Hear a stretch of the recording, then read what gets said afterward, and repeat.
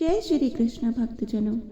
माघ मास के महात्म्य स्वरूप श्री कृष्ण कथा में आपका हार्दिक स्वागत है। उससे पूर्व आइए सुन लेते हैं एक भक्त और भगवान की बड़ी ही निर्मम कथा श्रवण करने से पूर्व कृपया हमारे चैनल को सब्सक्राइब करें, अधिकाधिक शेयर व लाइक करें और कमेंट बॉक्स में अवश्य लिखें जय श्री कृष्ण। बनारस में उस समय कथावाचक व्यास डोगरे जी का जमाना था। बनारस का वणिक समाज उनका बहुत सम्मान करता था। वो चलते थे तो एक काफिला उनके साथ साथ चलता था। एक दिन वे दुर्गा मंदिर से दर्शन करके निकले तो एक कोने में बैठे ब्राह्मण पर उनकी दृष्टि पड़ी, जो कि दुर्गा स्तुति का पाठ कर रहा था। वे ब्राह्मण के पास पहुंचे, जो कि पहनावे से ही निर्धन प्रतीत हो रहा था। डोगरे जी ने उनको 21 रुपए दिए और बतलाया कि वह अशुद्ध पाठ कर रहा है। ब्राह्मण ने उनका धन्यवाद किया और सावधानी से पाठ करने लगा। रात में डोगरे जी को जबर बुखार ने धर दबोच लिया। बनारस के सर्वोत्तम डॉक्टर के यहाँ पहुँच गए और भोर के समय 4:15 बजे ही उठकर डोगरे जी बैठ गए और तुरंत दुर्गा मंदिर जाने की इच्छा प्रकट की। एक छोटी मोटी सी भीड़ साथ लिए डोगरे जी मंदिर पहुँचे। वहाँ वही ब्राह्मण अपने ठीहे पर बैठा पाठ कर रहा था। डोगरे जी को उसने प्रणाम किया और बतलाया कि वह अब उनके बताए मुताबिक पाठ कर रहा है। वृद्ध कथावाचक ने सिर इंकार में हिलाया और बोले, पंडित जी, आपको विधि बताना हमारी बड़ी भारी भूल थी। घर जाते ही हमें तेज बुखार ने धर दबोचा। फिर रात को स्वयं भगवती दुर्गा ने स्वप्न में दर्शन दिए। वे अत्यंत क्रुद्ध थीं। बोली कि तू अपने काम से काम रखा कर बस। मंदिर पर हमारा वो भक्त कितने प्रेम से पाठ कर रहा था, तू उसके दिमाग में शुद्ध पाठ का झंझट डाल आया। अब उसका वह भाव लुप्त हो गया और वो रुक रुक कर सावधानी पूर्वक पढ़ रहा है। जा और उससे कह दे कि जैसे पढ़ रहा था बस वैसे ही पढ़े, अभी की अभी जा। इतना कहते कहते डोगरे जी के आंसू बह निकले। रुंधे हुए गले से वे बोले, महाराज, उम्र बीत गई, पाठ करते माँ की झलक ना दिखी। कोई पुराना पुण्य ही जागा था कि आपके दर्शन हुए और इसके लिए जगत जननी को स्वप्न में आकर दर्शन देना पड़ा। आपको कुछ सिखाने की हमारी हैसियत ही नहीं है। आप जैसे पाठ करते हो वैसे करो। जब सामने पड़े आशीर्वाद का हाथ इस मदा अंध मूड के सर पर रख देना।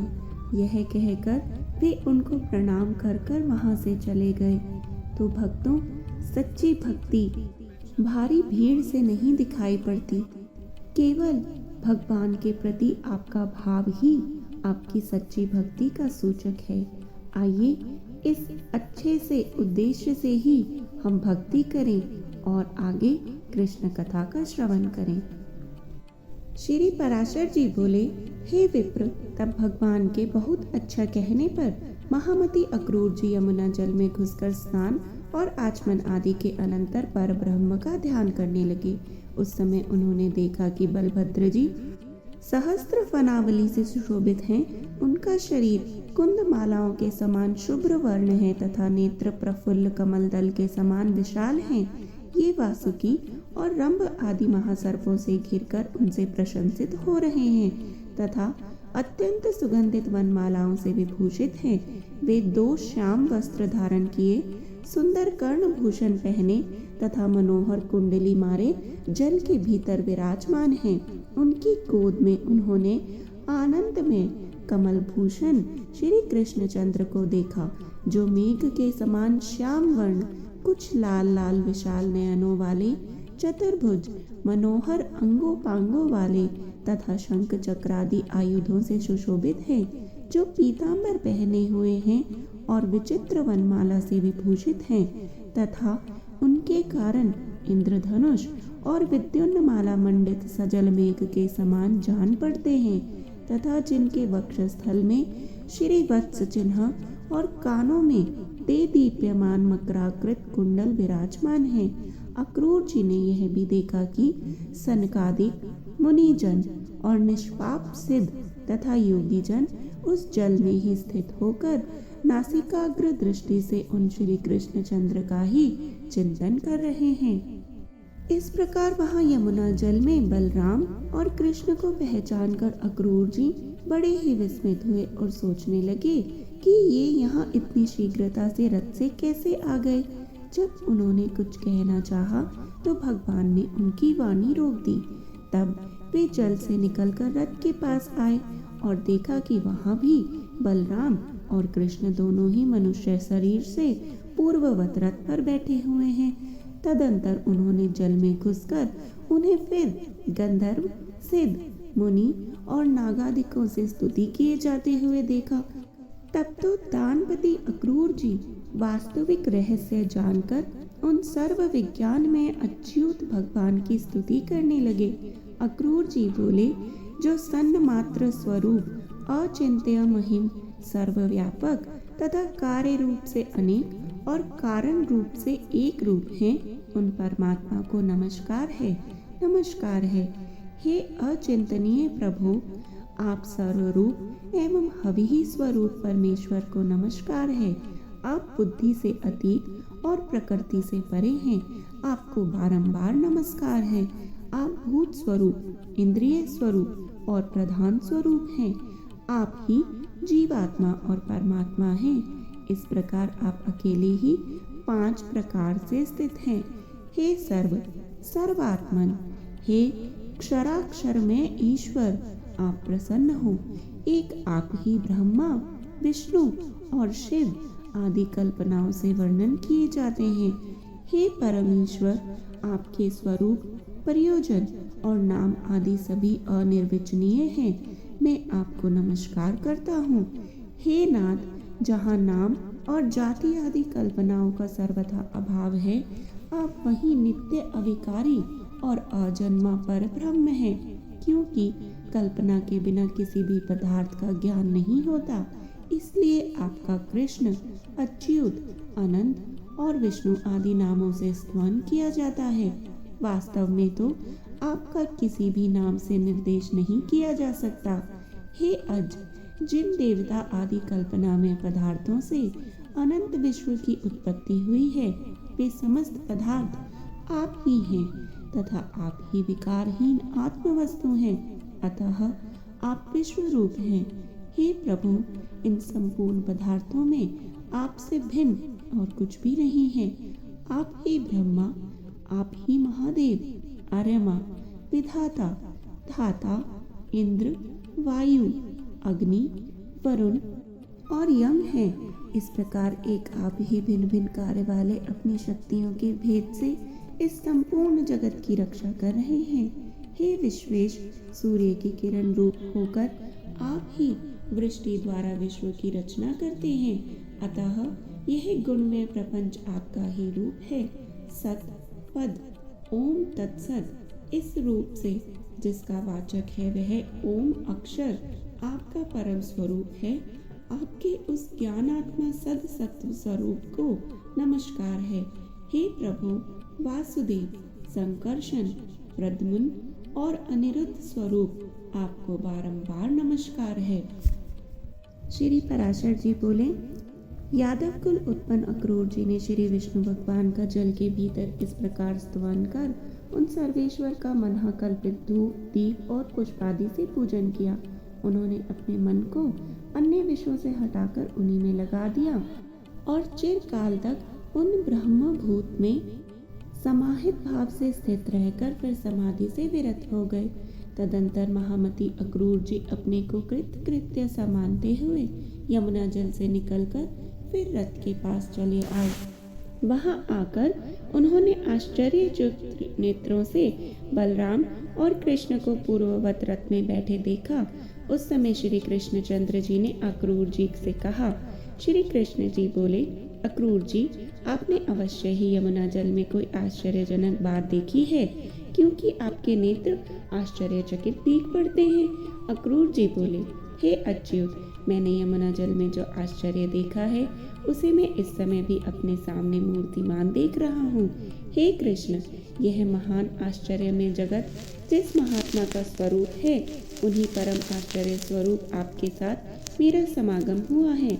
हे मधुसूदन, अब उस आश्चर्य के विषय में और अधिक कहने से लाभ ही क्या है। चलिए, हमें शीघ्र ही मथुरा पहुंचना है। मुझे कंस से अधिक भय लगता है। दूसरे के दिए हुए अन्न से जीने वाले पुरुषों के जीवन को धिक्कार है। ऐसा कहकर अक्रूर जी ने वायु के समान वेग वाले घोड़ों को हाँका और सायंकाल के समय मथुरापुरी में पहुंच गए। मथुरापुरी को देखकर अक्रूर ने बलराम और कृष्ण से कहा, हे वीरवरों, अब मैं अकेला ही रथ से जाऊंगा, आप दोनों पैदल चले आवें। मथुरा में पहुंचकर आप वासुदेव जी के घर न जाएं, क्योंकि आपके कारण ही उन वृद्ध वसुदेव जी का कंस सर्वदा निरादर करता रहता है। श्री पराशर जी बोले, ऐसा कहे अक्रूर जी मथुरापुरी में चले गए। उनके पीछे बलराम और कृष्ण भी नगर में प्रवेश कर राजमार्ग पर आ गए। वहां के नर नारियों से आनंद पूर्वक देखे जाते हुए वे दोनों वीर मतवाले तरुण हाथियों के समान लीला पूर्वक जा रहे थे। मार्ग में उन्होंने एक वस्त्र रंगने वाले रजक को घूमते देख उससे रंग बिरंगे सुंदर वस्त्र मांगे। वह रजक कंस का था और राजा के मुंह लगा होने से बड़ा घमंडी हो गया था। अतः राम और कृष्ण के वस्त्र मांगने पर उसने विस्मित होकर उनसे बड़े जोरों के साथ अनेक दुर्वाक्य कहे। तब कृष्णचंद्र क्रुद्ध होकर अपने करतल के प्रहार से उस दुष्ट रजक का सिर पृथ्वी पर गिरा दिया।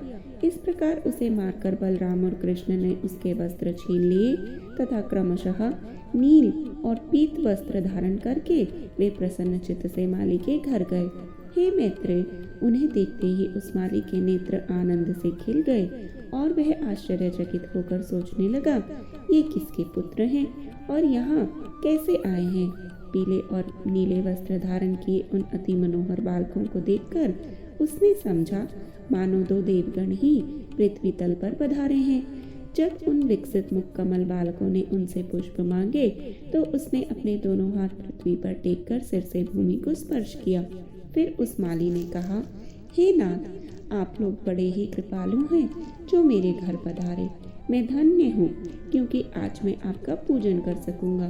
तदंतर उसने, देखिए ये बहुत सुंदर है, ये बहुत सुंदर है, इस प्रकार प्रसन्न मुख से लुभा लुभा कर उन्हें इच्छा अनुसार पुष्प दिए।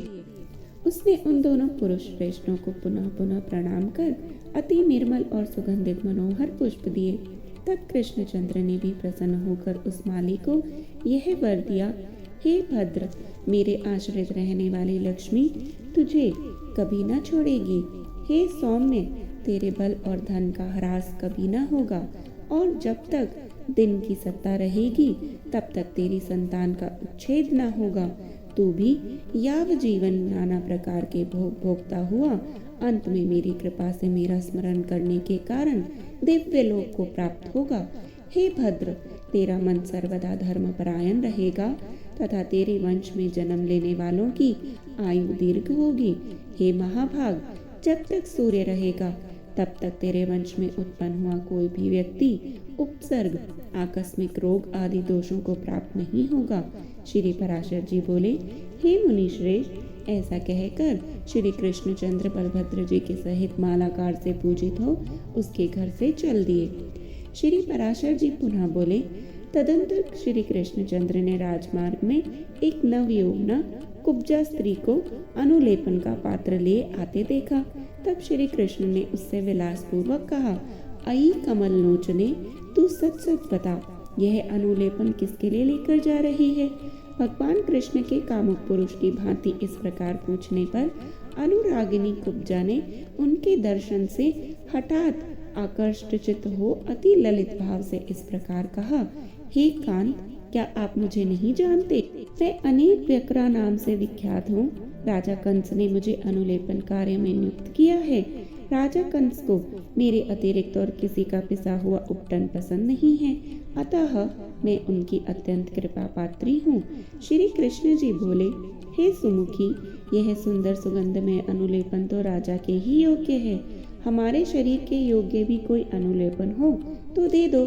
श्री पराशर जी बोले, यह सुनकर कुब्जा ने कहा, लीजिए, और फिर उन दोनों को आदरपूर्वक उनके शरीर योग्य चंदन आदि दे दिए। उस समय वे दोनों पुरुष श्रेष्ठ कपोल आदि अंगों में पत्र रचना विधि से यथावत अनुलिप्त होकर इंद्रधनुष युक्त श्याम और श्वेत मेघ के समान सुशोभित हुए। तत्पश्चात उल्लापन अर्थात सीधा करने की विधि के जानने वाले भगवान श्री कृष्णचंद्र ने उसकी ठोड़ी में अपने आगे की 2 उंगलियां लगाकर उसे उचकाकर हिलाया तथा उसके पैर अपने पैरों से दबा लिए। इस प्रकार श्री केशव ने उनके रिजुकाए अर्थात सीधे शरीर वाला कर दिया। तब सीधी हो जाने पर वह संपूर्ण स्त्रियों में सुंदरी हो गई। तब वह श्री गोविंद का पल्ला पकड़कर अंतर्गर्भित प्रेम भार से अलसाई हुई विलास ललित वाणी में बोली, आप मेरे घर चलिए। उसके ऐसा कहने पर श्री कृष्णचंद्र ने उस कुब्जा से, जो पहले अनेक अंगों से टेढ़ी थी परंतु अब सुंदरी हो गई थी, बलराम जी के मुख की ओर देखकर हंसते हुए कहा, हाँ, तुम्हारे घर भी आऊंगा। ऐसा कहकर श्री हरि ने उसे मुस्कुराते हुए विदा किया और बलभद्र जी के मुख की ओर देखते हुए जोर जोर से हंसने लगे। तदंतर पत्र रचना आदि विधि से अनुलिप्त तथा चित्र विचित्र मालाओं से सुशोभित बलराम और कृष्ण क्रमशः नीलांबर और पीतांबर धारण किए हुए यज्ञशाला तक आ गए।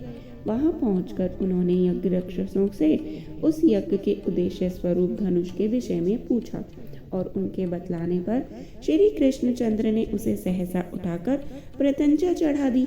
उस पर बलपूर्वक प्रत्यंचा चढ़ाते समय वह धनुष टूट गया। उस समय उसने ऐसा घोर शब्द किया कि उससे संपूर्ण मथुरापुरी गूंज उठी। तब धनुष टूट जाने पर उसके रक्षकों ने उन पर आक्रमण किया। उस रक्षक सेना का संहार कर वे दोनों बालक धनुषशाला से बाहर आए। तदंतर अक्रूर के आने का समाचार पाकर तथा उस महान धनुष को भग्न हुआ सुनकर कंस ने चाणूर और मुष्टिक से कहा, कंस बोला, यहाँ दोनों गोपाल बालक आ गए हैं, वे मेरा प्राण हरण करने वाले हैं, अतः तुम दोनों मल्ल युद्ध से उन्हें मेरे सामने ही मार डालो। यदि तुम लोग मल्ल युद्ध में उन दोनों का विनाश करके मुझे संतुष्ट कर दोगे तो मैं तुम्हारी समस्त इच्छाएं पूर्ण कर दूंगा। मेरे इस कथन को तुम कतई मिथ्या न समझना। तुम न्याय से अथवा अन्याय से मेरे इन महाबलवान अपकारियों को अवश्य मार डालो। उनके मारे जाने पर यह सारा राज्य हमारा और तुम दोनों का सामान्य होगा। मल्लों को इस प्रकार आज्ञा दे कंस ने अपने महावत को बुलाया और उसे आज्ञा दी कि तू कुबल्या पीड़ हाथी को मल्लों की रंगभूमि के द्वार पर खड़ा रख और जब वे गोप कुमार युद्ध के लिए यहाँ आवे तो उन्हें इससे नष्ट करा दे। इस प्रकार उसे आज्ञा देकर और समस्त सिंहासनों को यथावत रखे देखकर जिसकी मृत्यु पास आ गई है वह कंस सूर्य उदय की प्रतीक्षा करने लगा। प्रातः काल होने पर समस्त मंचों पर नागरिक लोग और राजमंचों पर अपने अनुचरों के सहित राजा लोग बैठ गए।